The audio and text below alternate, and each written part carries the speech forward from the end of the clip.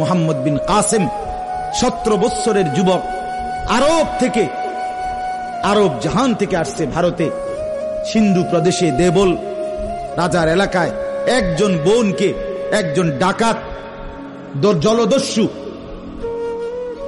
একজন পানির ডাকাত জলদস্যু তৎকালীন জামানায় একজন মুসলিম বোনের গায়ের ওড়না ধরে টান দিছিল।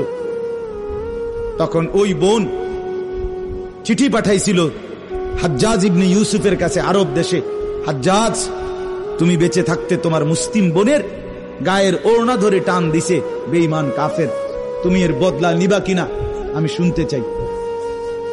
হাজ্জাজ ইবনে ইউসুফ, আমরা কিতাবে পড়ছি, এরকম চেয়ার ছেড়ে লাফ দিয়া দাঁড়াইয়া চিৎকার দিয়া বলছে, বোন আমার, গোটা আরবের সমস্ত মুসলমান যুবক প্রয়োজনে জান দিবে, আরবের সমস্ত যুবকের কলিজা যাবে, জান দেবে, শাহাদাত বরণ করবে প্রয়োজনে, তবু আমি তোমার এই বেইজ্জতির বদলা নেব।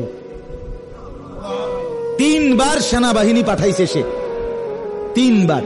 প্রথম 2 বার পরাজিত হয়েছে মুসলিম বাহিনী, তৃতীয়বারে নিজের একমাত্র মেয়ের জামাই মুহাম্মদ ইবনে কাসেম রাহমাতুল্লাহ আলাইহি, এই উনারে দিয়া এরপরে এই সিন্ধু দেবল রাজাকে পরাজিত করে ওই বোনকে জেলখানা থেকে উদ্ধার করছে এবং এই হিন্দু রাজার এলাকায় কালেমার পতাকা উড়াইয়া দিছে।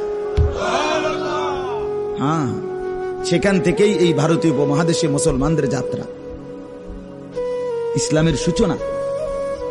এক বোনের ইজ্জতের জন্য ধর্ষিতা হয় নাই, কাপড় টান দিছে কেন?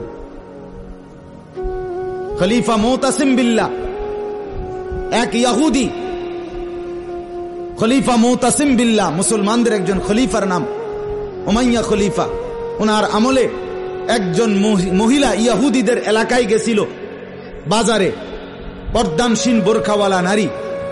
ওই ইহুদি, দুষ্ট এক ইহুদি, ওই মহিলার পিছন দিক দিয়া, বোরকার পিছনে কৌশলে পিছন দিক দিয়া গোপনে এমন এক রশি টান বাঁধছে।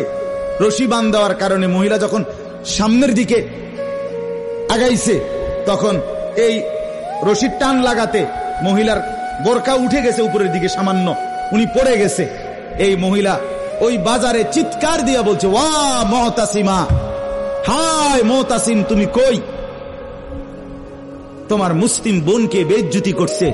সাথে সাথে খলিফা মুতাসিম বিল্লাহ পুরা বাহিনী নিয়ে আইসা ওই ইহুদি অঞ্চল পুরা জ্বালায় ফেলছে। কথা ছিল এই, বা কথা ছিল এই, রক্ত আর আমাদের গায়রত আর আমাদের হারিয়ে ফেলেছি। পরের মেয়ে দেখতে দেখতে, পরের নারী দেখতে দেখতে, টেলিভিশন দেখতে দেখতে, নিজের বিবি বাচ্চারও লাগাই দিছেন, নিজের ঘরে টেলিভিশন চাইতো, নিজেও বইয়া বইয়া সাদো আনে বেডি চান, টেলিভিশন চান, ফুতেও সারা রাত সারা দিন সমবয়সী ফুলানের লগে হাইটটা মোবাইলে ছবি চায়, তো সমাজ গড়বে কে? পরিবার নিরাপদ থাকবে কেমনে?